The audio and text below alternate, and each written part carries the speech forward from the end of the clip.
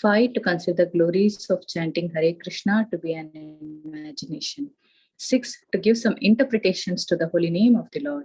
7. To commit sinful activities on the strength of the holy name. 8. To consider the chanting of Hare Krishna as one of the auspicious ritualistic activities which are offered in the Vedas as fruitive activities, karma kanda. 9. To instruct a faithless person about the glories of the holy name. 10. To not have complete faith in the chanting of the holy name and to maintain material attachments even after understanding so many instructions on this matter. It is also an offense to be inattentive while chanting. Every devotee who claims to be a Vaishnava must guard against these offenses in order to quickly achieve the desired success, Krishna Prema. So Hare Krishna, I welcome all of you once again to Bhakti Sangha conference call. Let us move to the next session, that is Srimad Bhagavatam class. May I know who all are joining the call today? Hare Krishna Mataji, Dandut Pranam, Srila Prabhupada ki jai, Guru Maharaj ki jai. This is Arvindax Das from Chicago. Hare Krishna. Hare Krishna, Arvindax Prabhu. Pranam, Srila Prabhupada ki jai. Thank you, Prabhuji, for joining Bhakti Sangha conference call. Hare Krishna. Hare Krishna Bhagavati Vasudha Mataji, Dandut Pranam, Srila Prabhupada ki jai, Guru Maharaj ki jai, Priti Dasi from Shal. Hare Krishna. Hare Krishna, Priti Mataji, Dandavas Pranam, Srila Prabhupada ki jai. Thank you so much, Mataji, for joining Bhakti Sangha conference call. Hare Krishna. Hare Krishna. Hare Krishna Bhagavati Vasudha Mataji, Dandavat Pranam, all glories to Srila Prabhupada, all glories to Guru Maharaj, and all glories to the assembled devotees. This is Tiffany in Pennsylvania. Hare Krishna. Hare Krishna, Tiffany Mataji, Dandavas Pranam, Srila Prabhupada ki jai. Thank you, Mataji, for joining Bhakti Sangha conference call. Hare Krishna. Hare Krishna Mataji, Dandvat Pranam. Please accept my humble obeisances. All glories to Srila Prabhupada and Shri Guru and Gauranga. All glories to the assembled devotees. Yashamati from Chicago. Hare Krishna, Yashamati Mataji, Dandavas Pranam, Srila Prabhupada ki jai. Thank you, Mataji, for joining Bhakti Sangha conference call. Hare Krishna.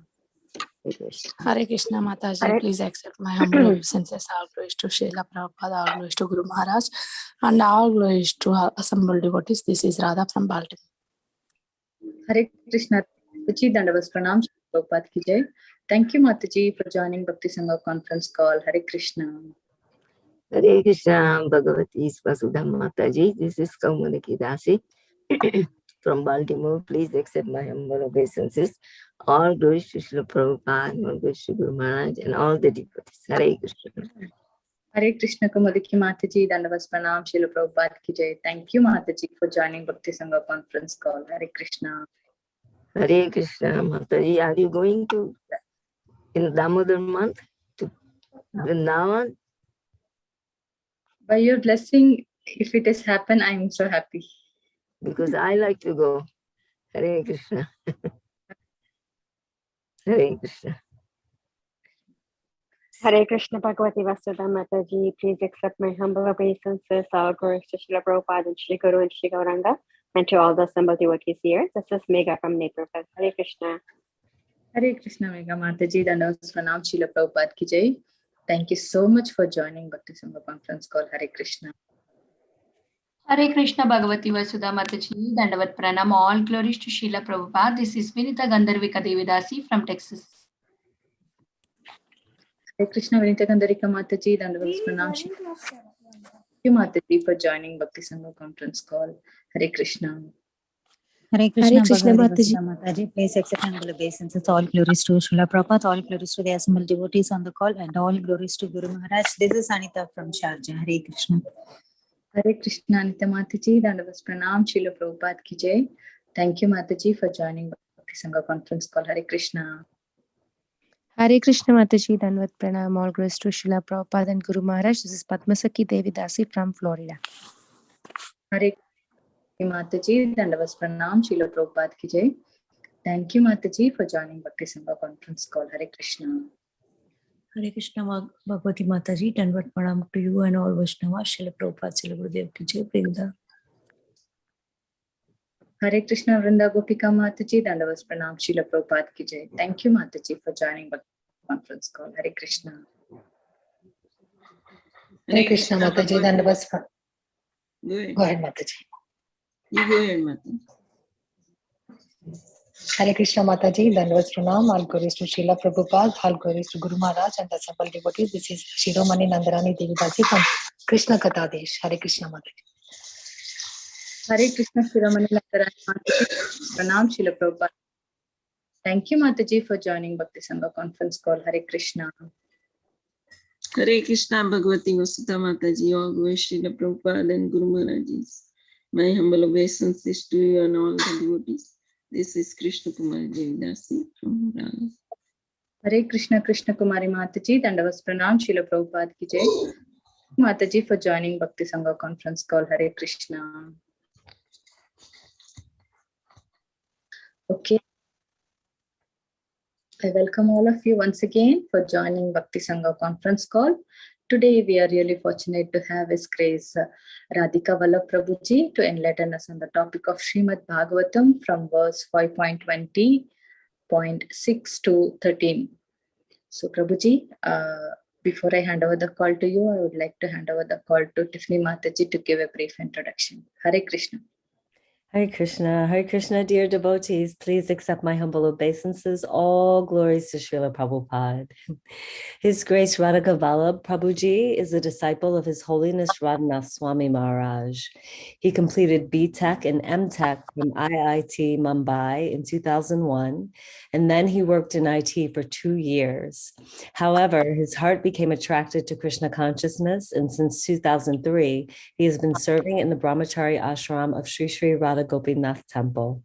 He has served in the Sikh devotee care and deity department, and he has served in the education department since 2013 and does youth preaching and congregation preaching as well.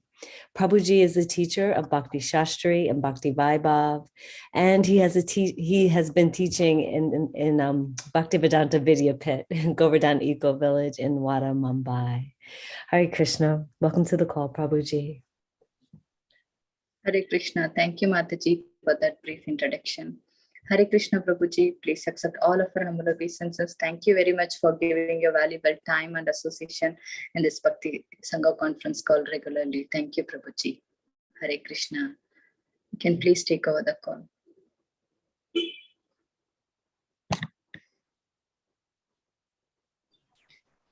Hare Krishna. Hare.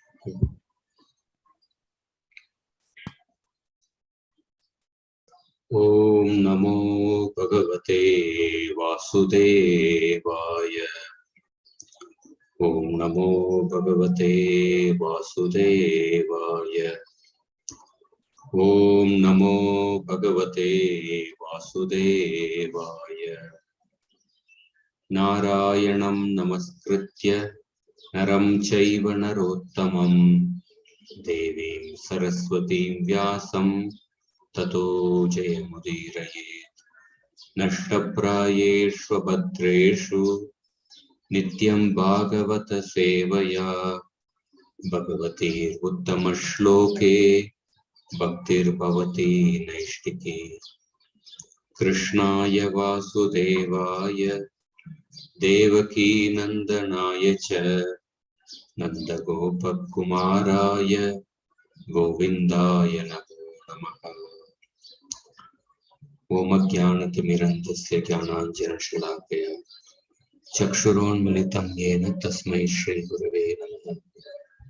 Namo Om Vishnupadaya Krishna Preshtaya Bhutale Srimate Bhaktivedanta Swaminiti Namine. Namaste Saraswati Deve Gauravani Pracharine Nirvisesha Shunyavadi Pashat Sashatarine. Jai Sri Krishna Chaitanya Prabhu Nityananda Shri Advaita Gadadhar Srivasadi Gaura Bhaktivinoda. Hare Krishna Krishna Krishna Hare Hare. Hare Ram Ram Ram Hare Hare. Hare Krishna. We'll discuss from the 5th canto, chapter 20, verse number 6 onwards, 6 to 13. Plakshadishu panchasu purushanam ayurindriya mojaha saho balam buddhir vikrama iti cha Sarvesham Outpattiki Siddhi Ravisheshena Vartate. Translation. O king, longevity, sensory prowess, physical and mental strength, intelligence and bravery are naturally and equally manifested in all the inhabitants of the 5 islands headed by Plakshadvipa. Plakshaha Swasamanene Rasoden Avruto Yata Tata Dvipopi Shalmalo Dviguna Vishalaha Samanena Surade Navritaha Parivrante. Translation. Plakshadvipa is surrounded by an ocean of sugarcane juice, equal in breadth to the island itself. Similarly, there is then another island, Shalmali Dvipa, twice as broad as Plakshadvipa, 4 lakh yojanas or 3 lakh or 32 lakh miles, and surrounded by an equally broad body of water called Surasagara, the ocean that tastes like liquor. Yatra Havai Shalmali Plakshayama Yasyam Vava Kila Nilaya Mahur Bhagavata Shabdaha Stutaha Patatri Rajasya Sa Dvipahutaye Upalakshaye. Translation. On Shalmali Dvipa, there is a Shalmali tree from which the island takes its name. That tree is as broad and tall as a Plakshad tree. In other words, 100 yojanas broad and 1100 yojanas tall. Learned scholars say that this gigantic tree is the residence of Garuda, the king of all the birds and carrier of Lord Vishnu. In that tree, Garuda offers Lord Vishnu his Vedic prayers. Tad Dvipadipati Priyavratatmajo Yajna Bahuhu Swasutebhya Saptabhyastan Namani Saptavarshani Vyabhajat Surochanam Saumanasyam Ramanakam Devavarsham Pari Bhadramapyayana Mavijñatamiti. Translation. The son of Maharaj Priyavrata named Yajnabahu, the master of Shalmali Dvipa, divided the island into 7 tracts of land which he gave to his 7 sons. The names of those divisions which correspond to the names of the sons are Surochana, Saumanasya, Ramanaka, Devavarsha, Paribhadra, Apyayana and Avijñata. Teshu Varshadrayo Nadyascha Saptai Vabhijñatha Swarasaha Shatashungo Vamadeva Kundu Mukunda Pushpavarsha Sahasra Shrutiriti Anumatihi Sinivali Saraswati Kuhu Rajani Nanda Raketi. In those tracts of land, there are 7 mountains. Swarasa, Shatashringa, Vamadeva, Kunda, Mukunda, Pushpavarsha and Sahasra Shruti. There are also 7 rivers, Anumati, Sinivali, Saraswati, Kuhu, Rajani, Nanda and Raka. They are still existing. Tad Varsha Purushaha Shrutadaravirya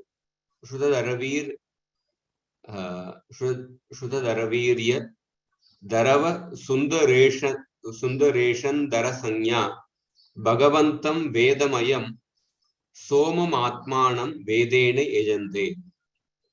Strictly following the cult of Varnashram Dharma, The inhabitants of those islands who are known as Shrutidaras, Viryadaras, Vasundaras, and Ishandaras all worship the expansion of the Supreme Personality of Godhead named Soma, the moon god. Swagopi Pitru Devebhyo Vibajan Krishna Shuklayoho Prajanam Sarvasam Raja Andas Somona Astviti. Translation. The inhabitants of Shalmali Dvipa worship the demigod of the moon in the following words. By his own race, the moon god has divided the month into 2 fortnights, known as Shukla and Krishna, for the distribution of food grains, the Pitas and the demigods. The demigod of the moon is he who divides time, and he is the king of all the residents of the universe. We therefore pray that he may remain our king and guide, and we offer him our respectful obeisances.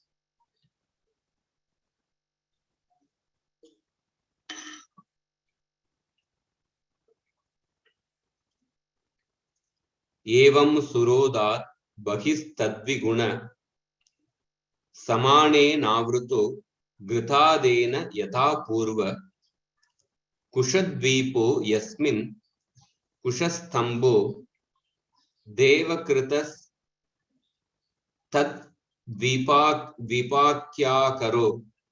jvalana iva paraha swa shashparochisha disho virajayati. Translation. Outside the ocean of liquor is another island known as Kushadvipa, which is 8 lakh yojanas, that is 64 lakh miles wide, twice as wide as the ocean of liquor.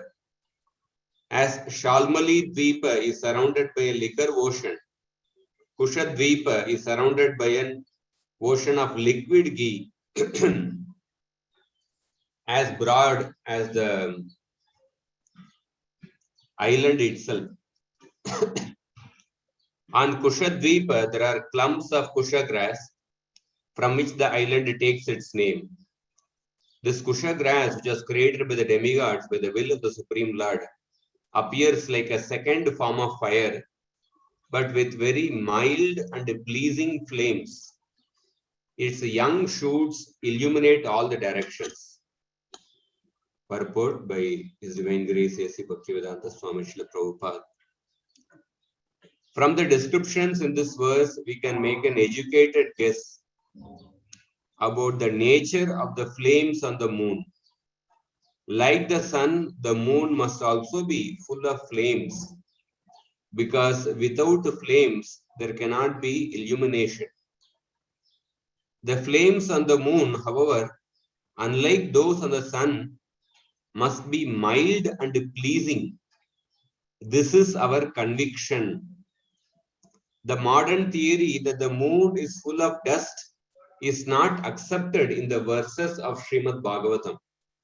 In regard to this verse, Srila Vishwanath Chakravarti Thakur says, Sushapani Sukomala Shikas Tesham Rochisha. The Kusha grass illuminates all the directions, but its flames are very mild and pleasing. This gives some idea of the flames existing on the moon.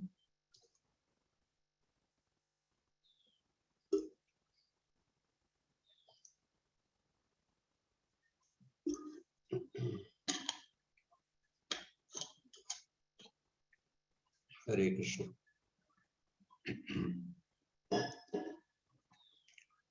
So we are discussing the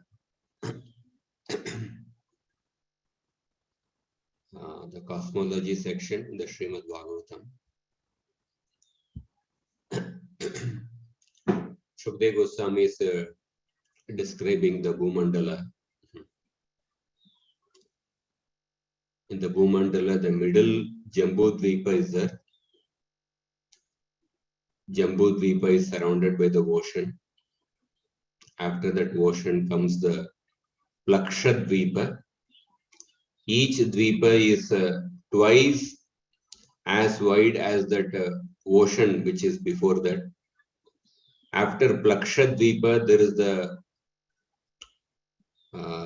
the ocean of liquor, and then there comes the Shalmali Dvipa. After Shalmali Dvipa comes the Kusha Dvipa,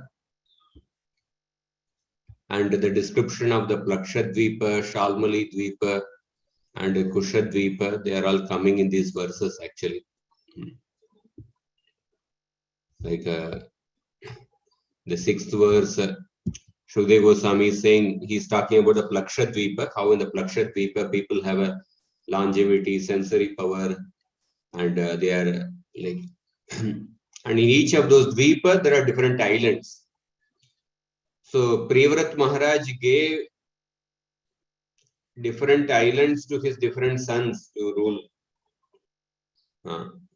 The Jambu Dvipa is ruled by Agnitra, and the other islands were ruled by other sons actually.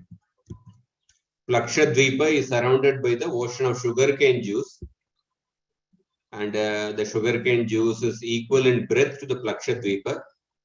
But after the sugarcane juice, there is the another island, Shalmali Dvipa, which is twice as broad as the Plaksha Dvipa, or twice as broad as the sugarcane juice ocean. And then after the Shalmali Dvipa comes the ocean of liquor, Surasagara. And in the Shalmali Dvipa, there is a Shalmali tree. Dimensions are mentioned. And it is said that, that this Shalmali tree is the residence of the Garuda. He offers Garuda when he flaps his wings. The flapping of the Garuda's wings are considered to be the singing of the Samaveda hymns, the Vedic prayers. So Maharaj Priyavrata named Yajna Bahu, the son of Maharaj Priyavrata called as Yajna Bahu. He was the master of Shalmali Dvipa, and he divided the Shalmali Dvipa into 7 tracts of land, and he gave it to his 7 sons. And those 7 tracts of land correspond to the 7 names of the 7 sons of Yajna Bahu. And then in those 7 tracts of land, the 7 mountains and 7 rivers are there. Those names are mentioned. And the people over there, they strictly follow the Varnashram Dharma. And the inhabitants of those land, they are called by 4 names. The 4 groups of people are there: Shrutidharas, Viryadharas, Vasundharas, and Ishandharas. All of them worship the moon god with a particular prayer. That prayer is mentioned. And then outside this ocean of liquor, there is the Kushadvipa, which is twice as wide as the ocean of liquor. And Kushadvipa, outside the Kushadvipa is the ocean of liquid ghee. And in that Kushadvipa, there are clumps of Kusha grass. And this Kusha grass appears like a second form of fire, but it is very mild and pleasing flames. And that is these are the verses which we are discussing today. So, like, in fact, this entire cosmology section, it looks unbelievable actually, because the dimensions of these islands, the dimensions of the tree, the description about the ocean of liquor, sugarcane juice, ocean of ghee, ocean of mango juice, the dimensions of the mango fruit, all these things look actually unbelievable. So if you understand, if you understand the supreme absolute truth, Krishna, to be unbelievable, then everything about his creation will be believable. All these descriptions which we are reading will be believable if you accept the absolute truth to be unbelievable. That means if you accept the absolute truth to be achintya or unlimited, ananta, or one who cannot be understood with our mind and senses, one who is beyond the mind and senses, if you accept this fact about the absolute truth, then everything he does will be believable, and everything about his creation will be believable, and all these description of these dimensions will be believable.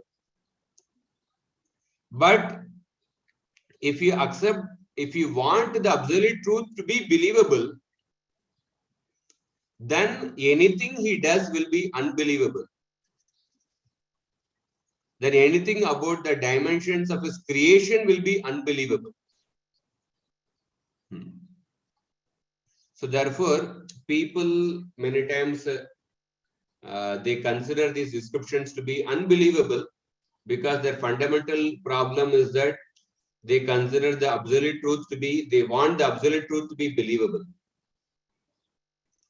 That means their fundamental assumption is that everything can be understood with their mind and senses. This is the attitude of a dry jnani, actually. A jnani, he thinks that everything can be understood with his mind and senses. So he wants the absolute truth to be believable, which can be understood with his mind and senses. So such a person will consider all these descriptions to be unbelievable. So there are different categories of knowledge. There are different categories of understanding within the spiritual knowledge. There are some subject matters which we can understand on first hearing, which we can accept on first hearing. For example, design implies a designer. There are some subject matters which we understand only after some deliberation, which we need to think a little bit, deliberate, then we can accept. Example, I am not the body. So if we deliberate, if you think, we can understand that how we are not the body. And there are some subject matters which we can understand and appreciate only after undergoing certain level of purification. Krishna's pastimes with the gopis, they can be appreciated only when a person undergoes certain level of purification. Vikriditam Rajavadu, Prakriditam Rajavadu Biridam Cha Vishnu, Shraddhan Vitonu Shuniyat Atavarna Yetya, Bhaktim Param Bhagavati Pratilabhya Kamam. It is said that one who hears this Krishna's pastimes of the gopis with great faith, Shraddhan Vito means with a great faith, then all the if he hears that, then the disease of the heart, the lust, kama will be eradicated. But one can appreciate the Krishna's pastimes with the gopis only after undergoing certain level of purification. And there are certain category of knowledge which we cannot realize in this lifetime, may not be even in the next lifetime, especially about these dimensions of all these planets and these things. Maybe probably when a person transmigrates to those places, then he can maybe truly, he can actually accept those. Like, of course, if a person has faith in the words of the Vedas, so then one can accept even now. But the point is that especially to see them or to realize them, maybe only when a person is transferred to that place, may not be in this lifetime, in some other lifetime, then a person can actually understand. So these, if you see these descriptions which are given here, Parishit Maharaj asked the question in the 5th canto, 16th chapter. He asked Shukdev Goswami to give a description of all these planetary systems. So we know in the Gita, Krishna says that Yam Yam Vapi Smaran Bhavam Tijat Yante Kalevaram Tam Tam Yevaiti Kaunteya Sada Tatbhava Bhavita. Whatever a person remembers at the time of death, a person will get that kind of body. Is Parishit Maharaj not aware of this philosophy? then why Parishit Maharaj is actually wanting to hear about the material world more and more? Because if you are thinking about the material world more and more, then you will take birth again in the material world. So Parishit Maharaj was he not aware that Janmalava Parapumsam Ante Narayana Smriti, the highest success of a person's life is to remember Lord Narayana at the time of death. If Parishit Maharaj if he is aware of this, then why is he asking so many questions, or why is he wanting to hear more about the material world? Is he too much attached to the material world? So one may get this question. Even Krishna told Arjuna, Traigunya Vishaya Veda Nistraigunya Bhavarjuna Nirdvandvo Nitya Sattvasto Niryoga Kshema Atmavan. You must rise above the three, above the Vedas, which deal with the three modes of nature. So, so when we think about why Parishit Maharaj is asking this question, okay, even one may think that okay, Parishit Maharaj, he is maybe asking the wrong question. But then why Shukdev Goswami is describing this in great detail? Shukdev Goswami, he is a completely detached person. And why is he describing in so much detail about the different places in the material world, in the Bhumandala? So that also one may get the question. So we see that when Parishit Maharaj is hearing this description, he is only seeing everything in relation to Krishna. Because there are two things. One is to understand the greatness of the Lord.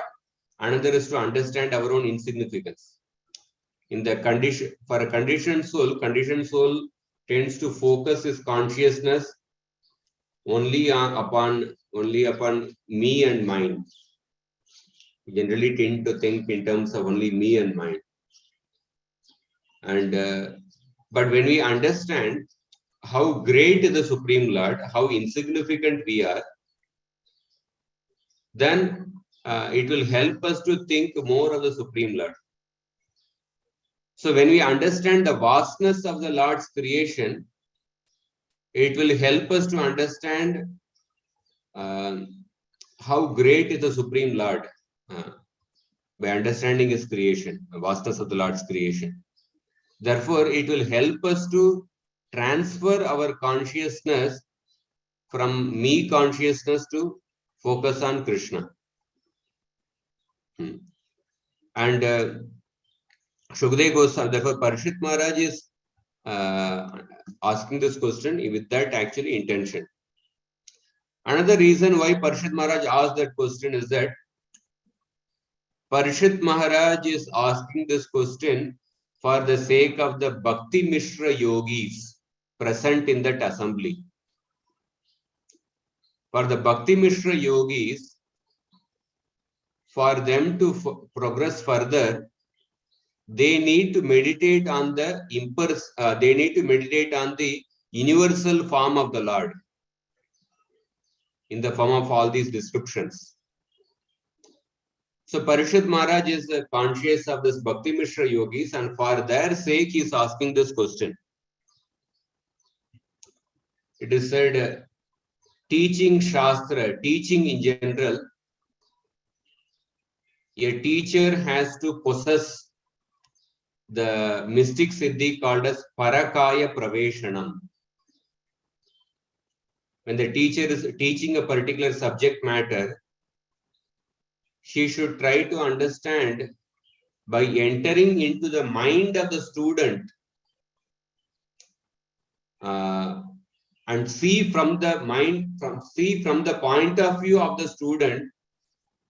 Is the student able to understand my way of teaching?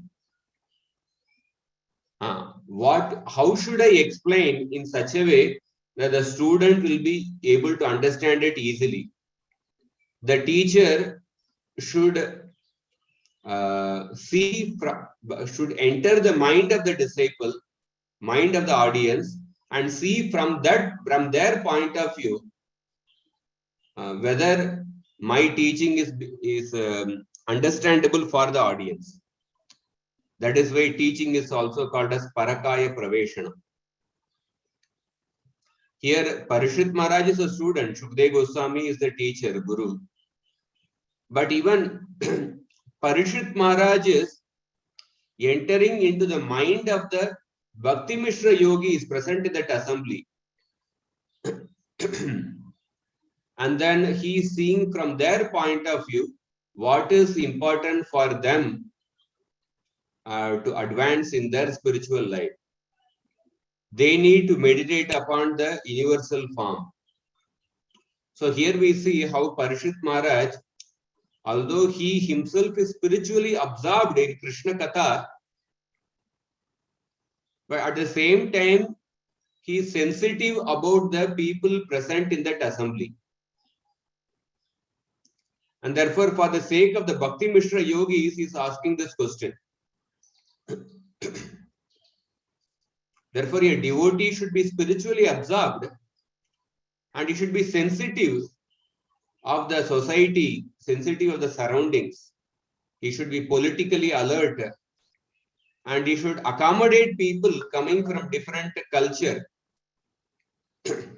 When Narada Muni came to meet Uttanapad after Dhruva Maharaj went to the forest, Uttanapad was lamenting that my small child Dhruva, 5-year-old son, has gone to the forest. Is he alive or is he dead? Is he eaten by some? How is he surviving in the forest where wild animals are living? Uttanapad started lamenting, because of me, because I kept quiet, I did not say anything when Suruchi chastised Dhruva. Therefore, Dhruva is hurt and he has gone to the forest. At that time, Narada Muni comes to meet Uttanapad. And the very first question Narada asked Uttanapad is that, how is your dharma, artha and kama going on? How are you making progress in dharma, artha and kama? He did not ask about moksha, because as a king, generally king's activities are completely focused on dharma, artha and kama.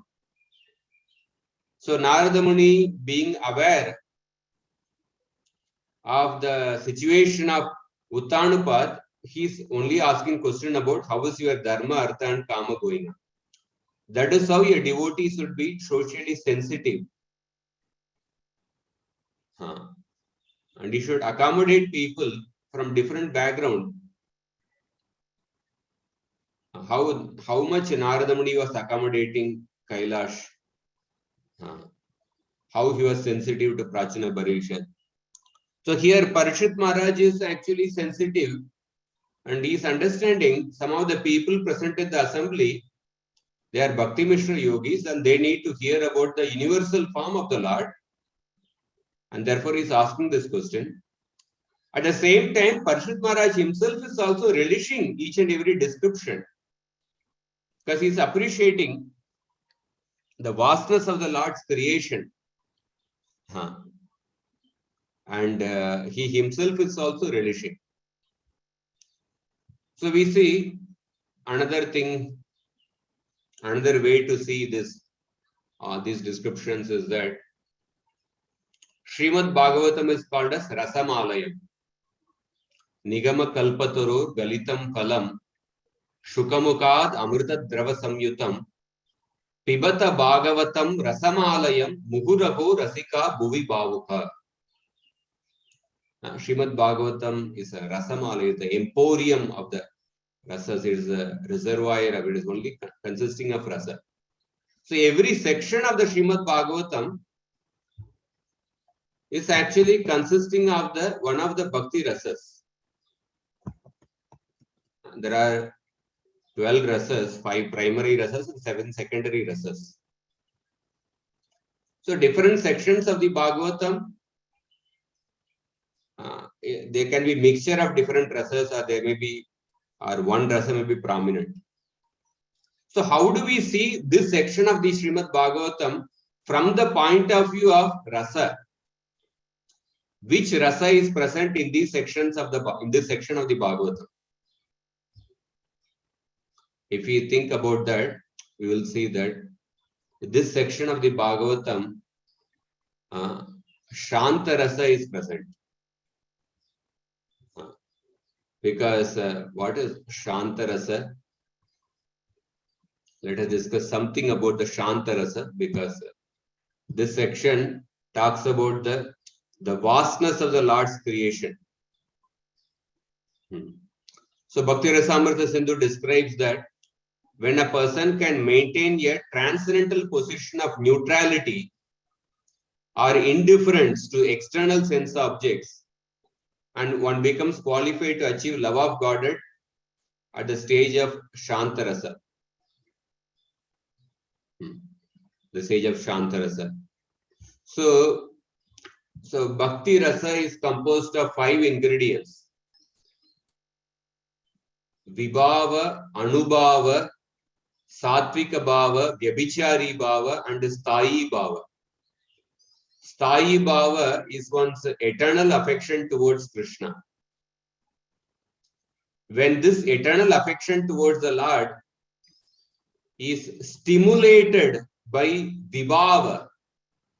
Vibhava means that which stimulates one's affection towards the Lord.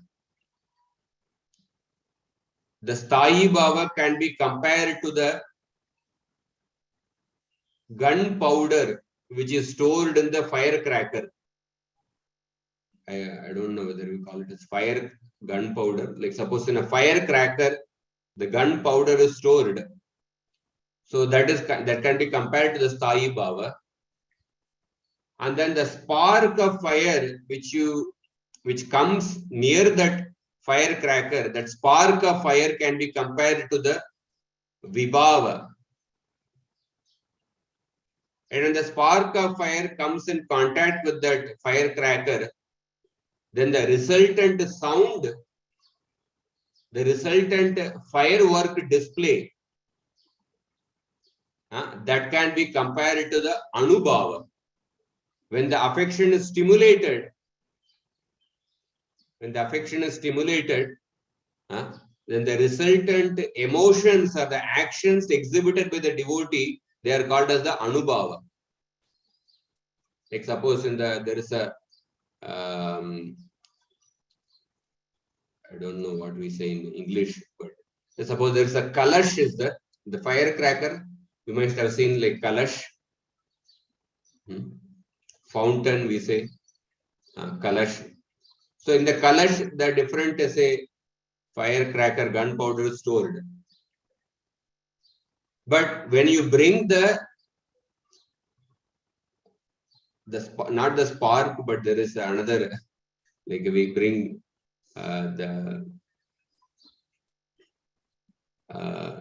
what do we say? I think Tamil we say Kambi Mataku. I don't know what do we say in Hindi or English. So you bring another fire in contact with the kalash, then the firework display happens actually. So the kalash can be compared to the Sthayi Bhava, and the spark of fire which comes in contact with that can be compared to the Vibhava. Then the resultant firework display can be compared to the Anubhava. And there is something called as Satvika Bhava. Satvika Bhava is also the different emotions which are displayed by the devotee when the affection is stimulated. Anubhava also represents the different emotions which the devotee displays when the affection is stimulated. But Anubhava and Satvika Bhava, there is a subtle difference. In Anubhava, there is a premeditated action, but in Satvika Bhava, there is an unpremeditated display of emotion. Suppose somebody loves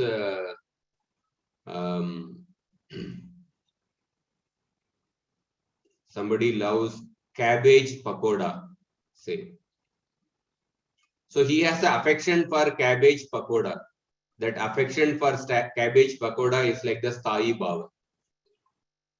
And then he enters the house. And from the kitchen, the cabbage pakoda smell comes. And those smells, that smell of the cabbage pakoda is like the vibhava. When he smells, then his affection for cabbage pakoda is stimulated. And then the resultant action the person displays is, he immediately runs towards the kitchen. And that running is like the Anubhava and the Satvika Bhava. Chaitanya Mahaprabhu has the eternal affection, he has the affection towards Krishna. That is the Sthayi Bhava. And he heard a song sung by the Devadasi. And that song is like the Vibhava, that immediately his affection was stimulated and he started running at a great speed towards the direction from which that song was emanating. And that resultant running, that is compared to the, say, Anubhava. And then he also fell down unconscious. So they are the Anubhava and Satvika Bhava. And there is something called as Vyabhichari Bhava. Vyabhichari Bhava is translated as aggressive ecstasy. Vyabhichari Bhava, like for example,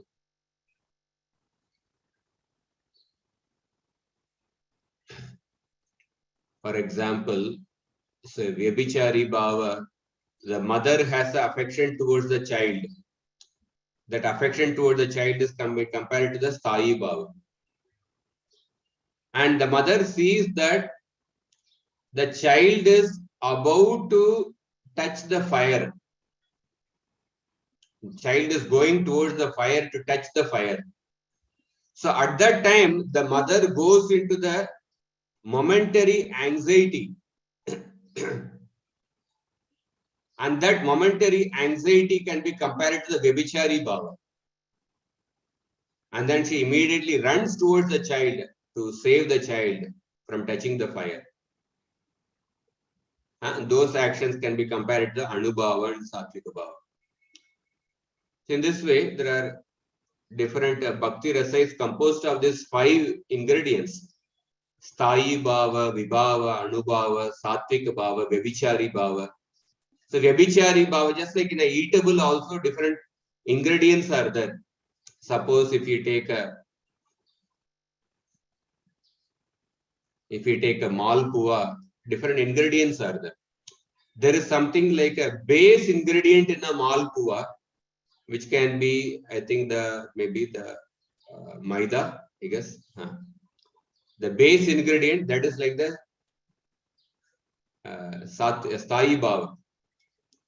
But when that maida is combined with sugar and elaichi and ghee and black pepper is also there in malpua, then by heat, fire, and all these ingredients are combined, then you get the malpua.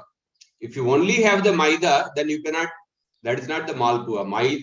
And only maida and sugar, if you combine, you cannot get malpua.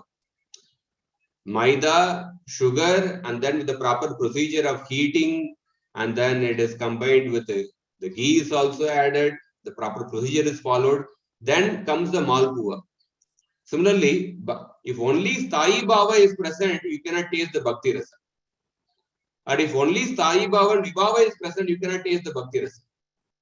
When Sthayi Bhava is combined with all the other four ingredients, Vibhava, Anubhava, Satvika Bhava, and Vyabhichari Bhava, then you can taste the Bhakti Rasa. So in the Malpua, there is the Kala Miri is the black pepper. That black pepper is something opposite to the actual taste of Malpua. But although that black pepper is opposite the taste of Malpua, that black pepper being in the opposite direction of the taste of Malpua, it enhances the overall taste of Malpua. When the Malpua, the black pepper is there in Malpua, it enhances the overall taste of Malpua. Just like when you add a little camphor in the sweet rice, camphor has a opposite taste of the sweet rice, but that camphor, it enhances the overall taste of the sweet rice. Similarly, Vyabhichari Bhava involves a momentary anxiety, sometimes Vyabhichari Bhava involves a certain anger may be also there, it may be sometimes it can have envy may be there. Many 33 types of Vyabhichari Bhavas are there. But the Vyabhichari Bhavas, by taking little opposite direction of the Sthayi Bhava, but it enhances the overall taste of Bhakti Rasa. Vyabhichari Bhava can be compared to the Jaljeera masala you put in the Nimbu juice. Jaljeera masala, it has little hard taste, but then when you add in the Nimbu juice, then it enhances the overall taste. That is like the Vyabhichari Bhava. So in this particular section of the Srimad Bhagavatam, from the rasa point of view, what we can taste is the Shanta rasa. What we can taste is the Shanta rasa, because when Rupa Goswami gives description of the Shanta rasa, he talks about what are the vibhavas for the Shanta rasa. Vibhava means that which stimulates one's affection. And this vibhava is divided into alambana and uddipana. Alambana, when Krishna or his devotees act as a stimulant to awaken one's love, they are called as the alambana. Krishna is the Vishaya alambana, devotee is the Ashraya alambana. When something related to Krishna or the devotees, when they act as a stimulant, to awaken one's love, they are called as uddipana. Say Krishna playing the flute, that flute sound is something related to Krishna. When that acts as a stimulant, that becomes the uddipana. That is called as a uddipana. So if you see the temples, when you enter any temple, Krishna temple, any ISKCON temple, so the whole temple hall is filled with alambanas and uddipanas. So we have the main deity of Krishna. And apart from that, even if the altar is closed, everywhere you see some quote is there, or some painting is there, or some picture is there, or some acharya's photos are there. So all these things come under alambana and uddipana. Any spiritual place is actually made in such a way, it is filled with different alambanas and uddipanas, which is supposed to awaken our love for Krishna.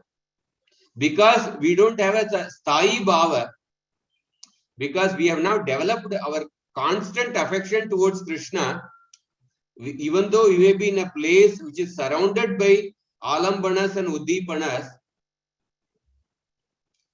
we don't, our affection is not stimulated because the sthayi bhava is not developed in us. Just like, for example, a mother has affection towards the child. When the mother sees the photo of the child, and the photo acts as a stimulant, as a vibhava, or as a alambana or uddipana, that awakens that mother's affection towards the child, and the mother starts shedding tears. But suppose if some other lady sees that photo of this child, that will not awaken any affection towards in the mind of another lady, because this lady does not have the affection towards that particular child. Therefore, because she doesn't have the Sai Bhava towards this particular child. So when this lady sees the photo of this child, because the Sai Bhava is not there, it does not create any emotion, it does not stimulate anything in the heart of this lady.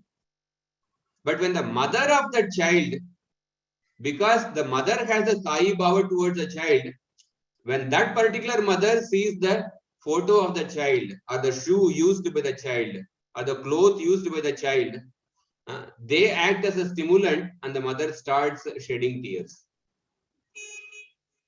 So here, these descriptions in the 5th canto, they are the Uddipanas to awaken one's Shantarasa. So Rupa Goswami says that what are the Uddipanas which awaken one's Shantarasa, which awakens the Shantarasa? He says that the impulse of a saintly person is to be engaged in the study of the Vedas, especially the Upanishadic portions. So when a devotee in Shantarasa, when he reads the Upanishad portions of the Vedas, those descriptions in the Upanishad portions, they act as a Uddipana, and they awaken one's Shantarasa.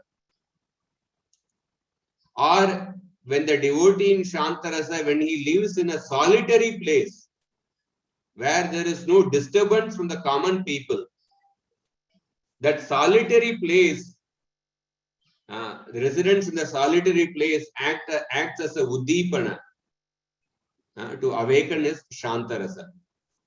So Uddipana is one type of Vibhava. Vibhava has two categories, Alambana and Uddipana. Alambana is when Krishna or his devotees act as a stimulant to awaken one's rasa, they are the Alambana. When something related to Krishna, the devotees act as a stimulant, that is the Uddipana. And another Uddipana for Shanta Rasa is to see the Supreme Lord in his universal form. So the description of the universal form is given here. The universal form especially contains the description of the gigantic aspect of the Lord's creation. So these descriptions of the Bhumandala, the Lord's creation, they help one to meditate on the universal form. So these descriptions are like the impetuses or the Uddipana to awaken the Shantarasa. So in that sense, we can see this section of the Srimad Bhagavatam. When you see from the rasa point of view, we can see this as a description to awaken the Shantarasa.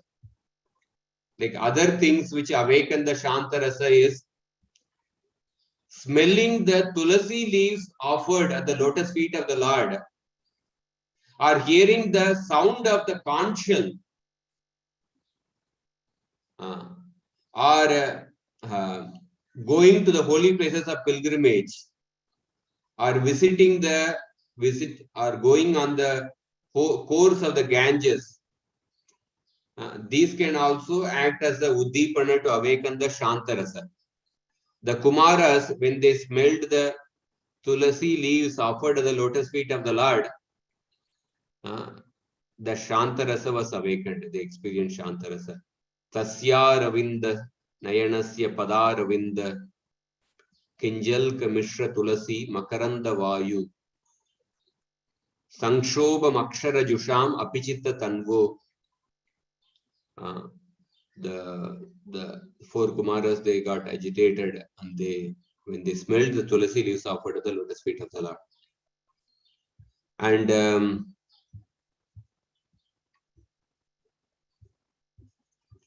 what else I wanted to discuss about the Pramanas, but I think the description will take a lot of time.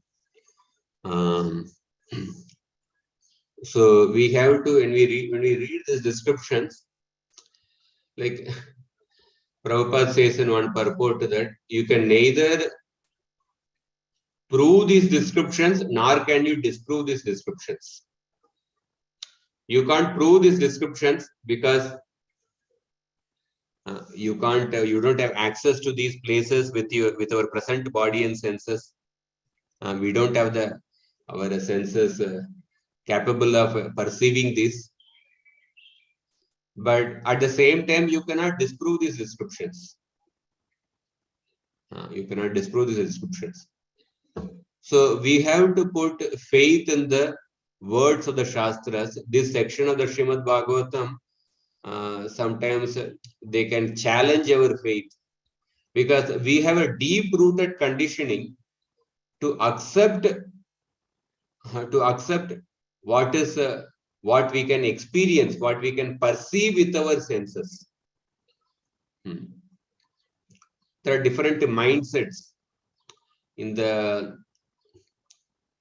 pre-modern psychology. Is that the pre-modern psychology, when you quote something from the Shastra, people would immediately accept it. If you quote from the Vedas, so the Shastras are saying like that, people would immediately accept it.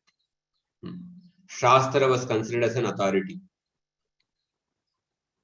And in the modern psychology, the modern mindset was that science was considered as an authority. And if you quote from the scientists, then people would accept that as an authority. Talking about science, there is a beautiful quote of the science. There is a people, they actually accept the findings of the scientists blindly. But there is one, sometimes there are certain inside men from the scientific field. They reveal how the scientific research goes on.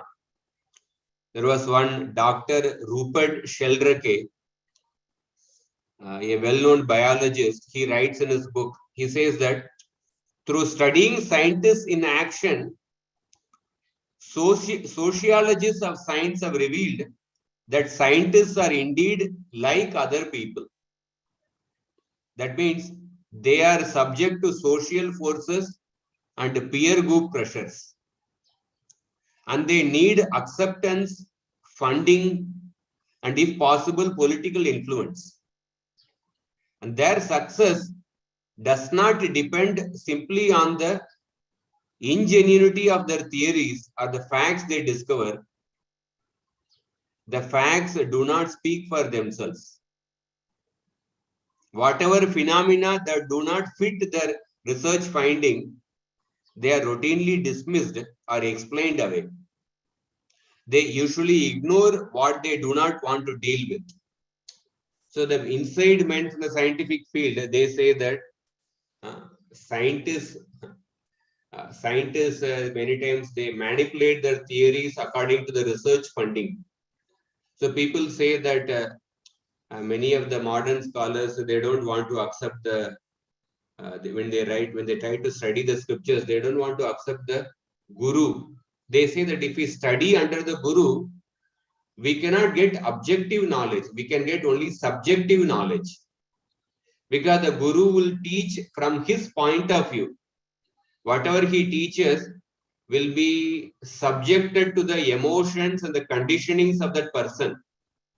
Therefore, we don't want to accept a guru to study the Shastra. This is the opinion of many of the Western Indologists or the Westernized Indian Indologists, Indian scholars. They want to, we will accept with our own intelligence. Because we want to get objective knowledge.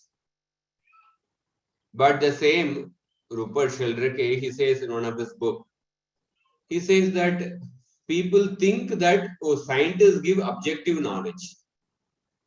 And they glorify the scientists and their findings. But actually, scientists, their knowledge is very much dependent on their knowledge and research findings. They are dependent on the research funding. The corporates, they they manipulate, they give so much of money, and they say that you have to come up with a research finding according to this conclusion. Even in if you see the clinical research, when they try to come up with the different drugs, many of these companies, many of the research findings are manipulated. One of my friend who was working in that field, he was narrating that how they say that they tell the people working in the clinical research field, you come up with this particular research findings, and you will get a free trip to abroad, like that. So many times people think that scientists give objective knowledge, but the scientific finding is also what they give is also subjective knowledge. So in the modern era, science was considered as an authority, and the post-modern era, people consider experience as an authority. That means what I can perceive with my senses, only I consider that as an authority. What my experience is the authority. When they accept science as an authority, at least even though they don't experience, but they believe in the words of the scientist. It is a kind of a Shabda Pramana, direct, but putting faith in the scientist. At postmodern era, people consider experience as an authority. So when they hear such descriptions about this, descriptions of all these planets, they will say, oh, all these are some mythology, and they will say.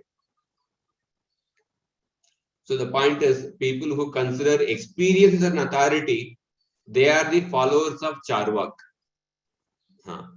They are the followers of Charvak, who said that Rinam Kritva Gritam Pivet Yavat Jivet Sukam Jivet Basmi Bhutasya Dehasya Kuta Punar Agamo Bhavet.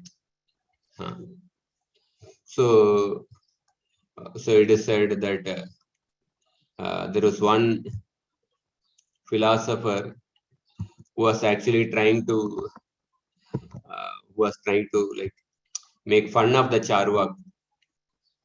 He said, he told the Charvak's followers, he said, it's a beautiful verse.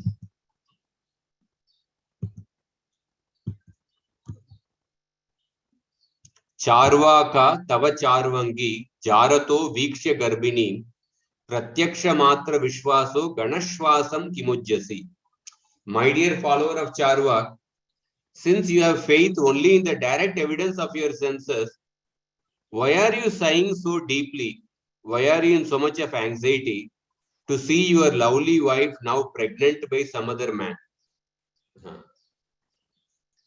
So it's basically trying to make fun of the Charvak's follower, that you are not seeing your wife being made pregnant by some other man. So why are you in so much in anxiety? You believe only in the Pratyaksha Pramana. So the point is that, Pratyaksha Pramana is needed, but Pratyaksha Pramana has to be accepted within its natural limits. It should not be extended beyond it. So especially for those things which cannot be understood with our senses, we have to accept the Shabda Pramana. So I'll stop here to summarize what we discussed about different categories of knowledge, and we discussed why Parishit Maharaj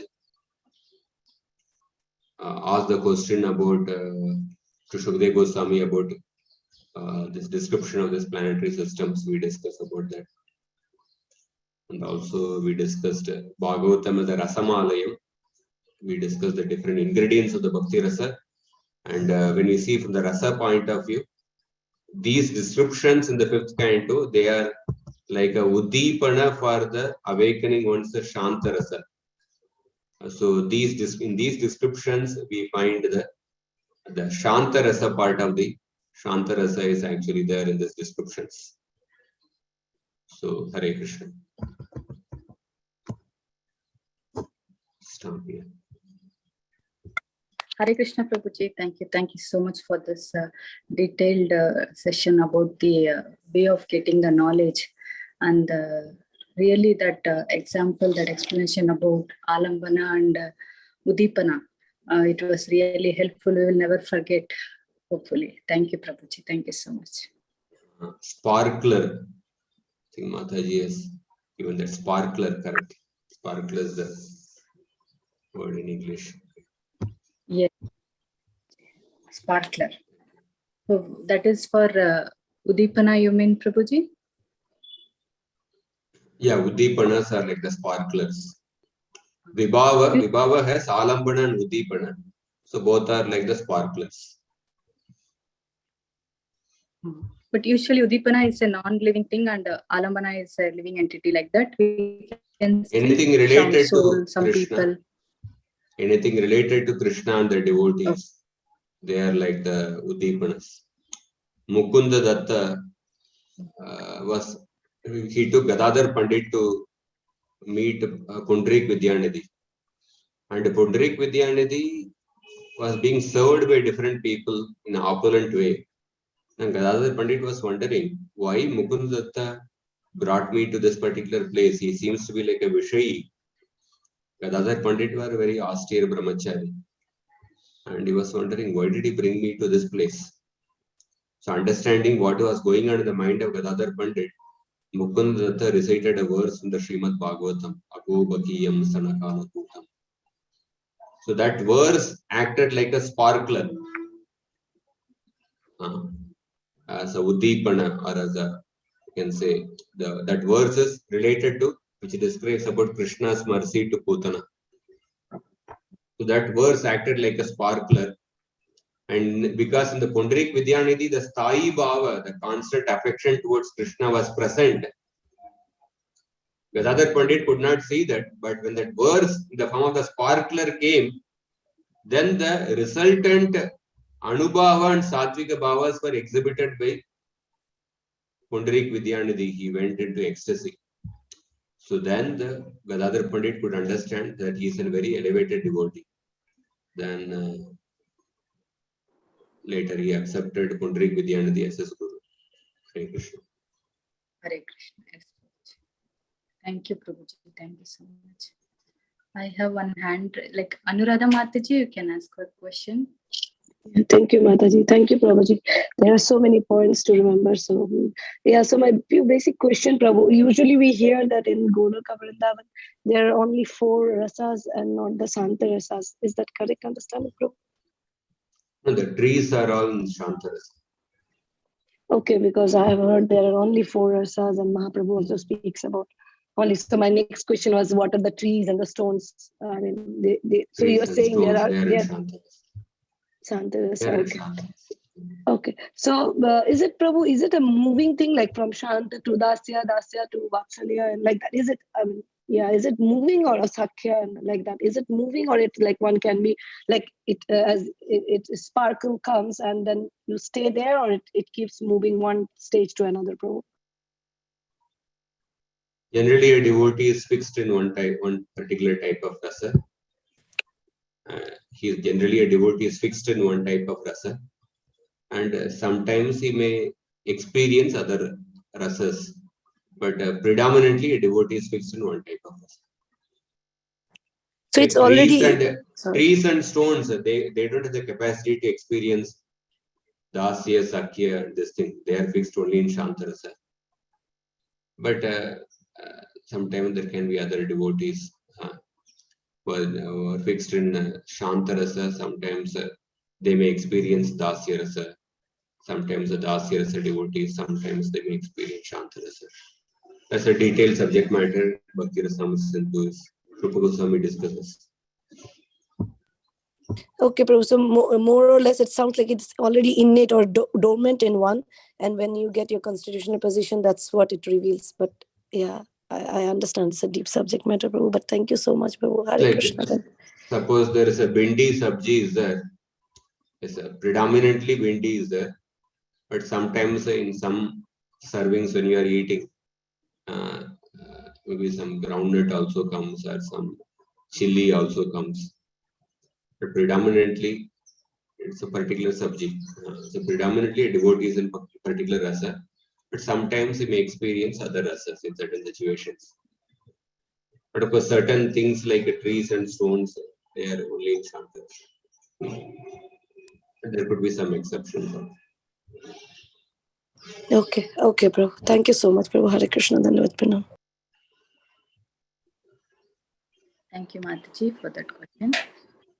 I request devotees, if they have any questions, they can ask now. If you have any questions or realization, they can share now. Yes. If no one have any further questions, yeah, we can end the call here. Sorry, Mataji, can I ask? Sure, Mataji. Sorry, Prabhuji. I mean, the class was very nice, but my understanding is very, very low. I'm a little confused. So I understand. I mean, I think I feel that Sthai Bhava is all in us. It's already in us.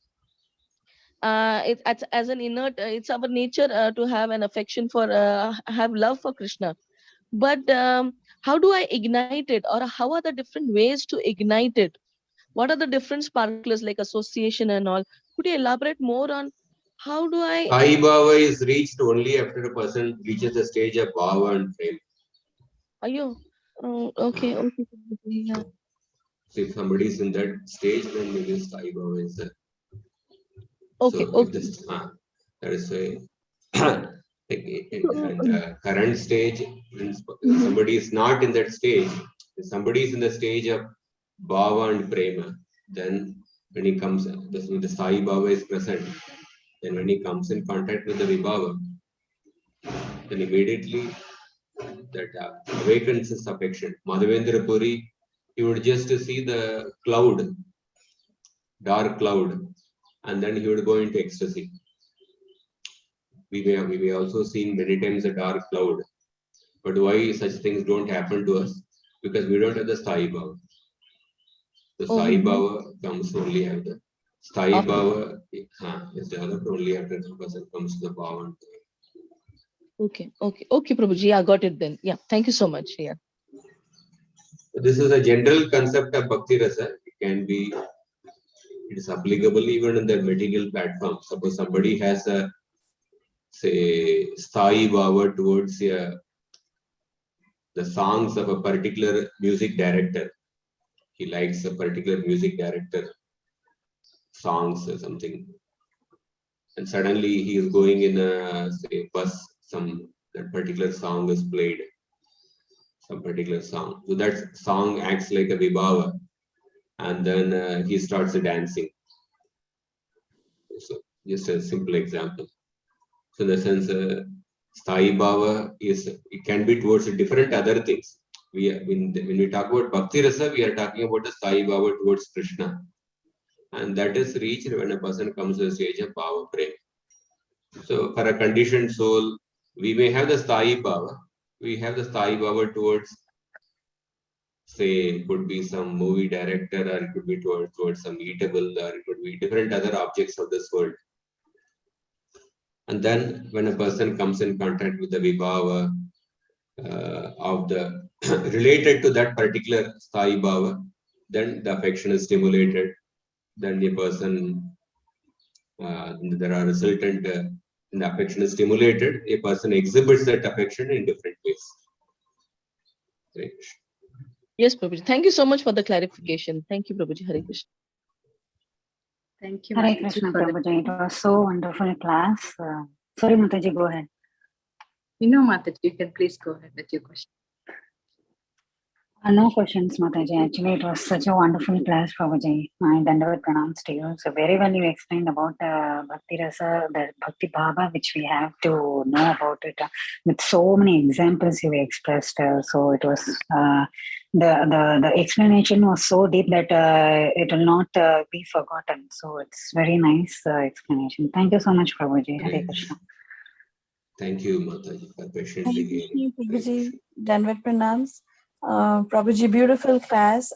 I just had one question. I hope it's okay to ask.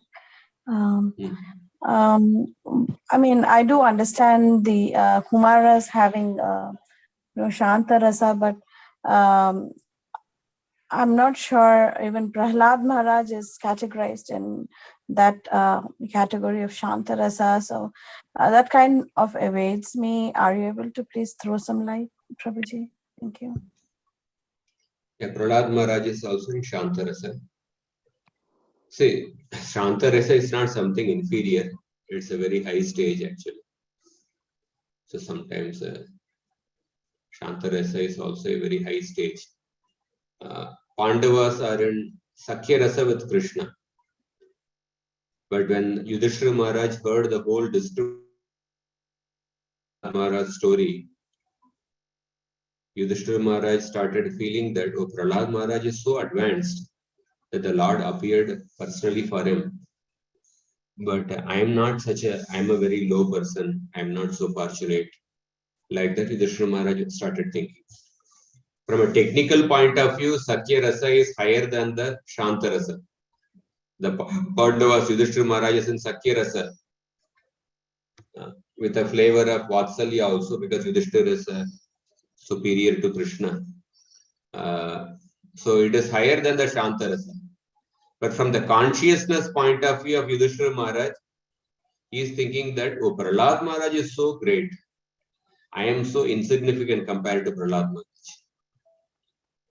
So, the sense that is the humility of Yudhishthira Maharaj. So we have to understand that all these rasas are highly elevated.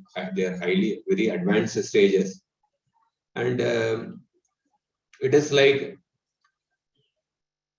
somebody, for a person who is practicing bhakti with Anishtita Bhajana Kriya. In Anishtita Bhajana Kriya, it's unsteady devotional service. So at that time, we go through different mood swings. One day we feel enthusiastic, other day we don't feel enthusiastic. One day we feel like chanting more, another day we don't feel like doing. So these mood swings of a devotee who is practicing Anishtita Bhajana Kriya, it is like a daily wage worker.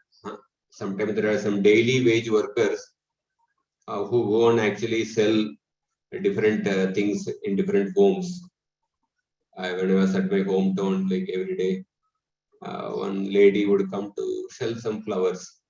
Just one glass of flowers, she would sell for 20 rupees, 15 rupees. And she would sell in some 10 houses or 15 houses. Some people will buy, some people will not buy. So daily wage worker, someday he would get 100 rupees, someday he would get 200 rupees. One person, I went to repair my chapel. I gave my chapel for repair in the morning. And then I went to collect the chapel in the evening after 5 hours. And he was completely taking rest, the side of the road. I could see that maybe he didn't have any work on that day. And then he gave me chapel. I gave the whatever amount. The daily wage worker, sometimes he gets 50 rupees, sometimes 0 rupees, sometimes 200 rupees. So a person who is practicing Anishtita Bhajana Kriya is like a daily wage worker. Someday he feels enthusiastic. Someday he doesn't feel enthusiastic. We go through different mood swings. That is when Anishtita Bhajana Kriya, there are different symptoms like Ganatharala, Vyuda Vikalpa, and all these symptoms are there. Krishna Chakravarti explains. So from the point of view of daily wage worker, suppose if you are giving a seminar to the daily wage worker about the difference between million, billion, trillion, zillion, and quadrillion. But all these things will become like it will not make sense to him, in the sense that all these things will be like too high for him. For a person who is earning 200, 300 rupees, like millions itself is huge actually. But there is a difference between million, billion, when you see trillion and quadrillion, this thing. Yeah, there is in the Rasa platform, there is a gradation. But from our point of view, Even the Shanta Rasa is like a million. From our point of view, means from a daily wage worker point of view, Shanta Rasa is a very high stage. Compared to million, the billion may be higher than the billion is higher than the million. Pandavas are in the Sakya Rasa higher than the Shanta Rasa, but from their consciousness point of view, they say that, oh, Prahlad Maharaj is so great, we are so fallen. So therefore, we have to study the consciousness of the devotees. So these are topics of rasa. It's not that Shanta Rasa is something inferior, it's a very high stage. Hare Krishna. Thanks, Prabhuji. Yeah, I do understand that coming to the rasas itself is a big deal, but I mean, trying to understand Prahlad Maharaj in Shanta, I would perhaps more look at him like at Dasya or something. So that was a little difficult for me to understand. That's why I asked the question. Thank you so much, Prabhu. Hare Krishna. Thank you, Mataji. So I think we'll stop here. Yes. Pay obeisance to Prabhuji and all Vaishnavas. Vancha kalpa tarubhyascha kripa sindhubhyevacha vachitanam pavanebhyo Vaishnavyo namo namaha. Srimad Bhagavatam ki jai. His Grace Radhika Vallabha ki jai. Prabhuji much. Hare Krishna. Hare Krishna. Hare Krishna. Thank you, Prabhu. Thank you, Prabhu. Thank you, Prabhu.